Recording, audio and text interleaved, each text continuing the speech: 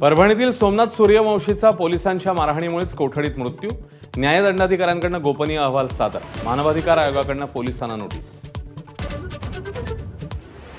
नागपुरात शुक्रवारच्या नमाज निमित्ताने शहरामध्ये अलर्ट. मशिदींबाहेर कडेकोट सुरक्षा. हिंसाचारग्रस्त भागात मोजक्याच जणांच्या उपस्थितीमध्ये नमाज पठण. नागपुरातल्या संचारबंदीमध्ये पुन्हा बदल. 6 भागातील शिथिलता रद्द करून पुन्हा पूर्ण वेळ संचारबंदी. शहरातील 11 पैकी 9 भागात संचारबंदी कायम. नागपूर हिंसाचाराला देवेंद्र फडणवीस आणि एकनाथ शिंदेंमधल्या राजकीय संघर्षाची किनार. माझा महाराष्ट्र माझं व्हिजन कार्यक्रमात इम्तियाज जलील यांचा खळबळजनक दावा. नागपूर हिंसाचाराचा मास्टरमाइंड मालेगावचा. एबीपी माझाच्या माझा व्हिजनमध्ये मुख्यमंत्र्यांची माहिती. सोशल मीडियाच्या पोस्ट ट्रॅक करण्यात कमी पडल्याची कबुली.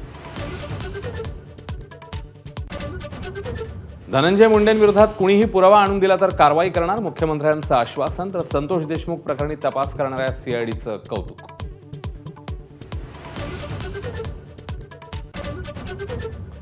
उद्धव ठाकरेंबरोबर युती करणार नाही. मुख्यमंत्री फडणवीसांकडून स्पष्ट.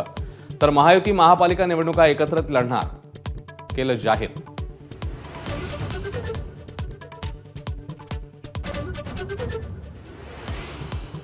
ग्रामविकास मंत्री जयकुमार गोरेंवर गंभीर आरोप करणाऱ्या महिलेला खंडणी प्रकरणी अटक. 1 कोटींची रक्कम स्वीकारताना कारवाई.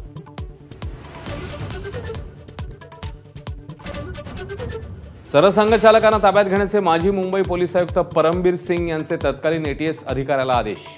मालेगाव स्फोटातील आरोपीच्या वकिलाचा कोर्टामध्ये दावा.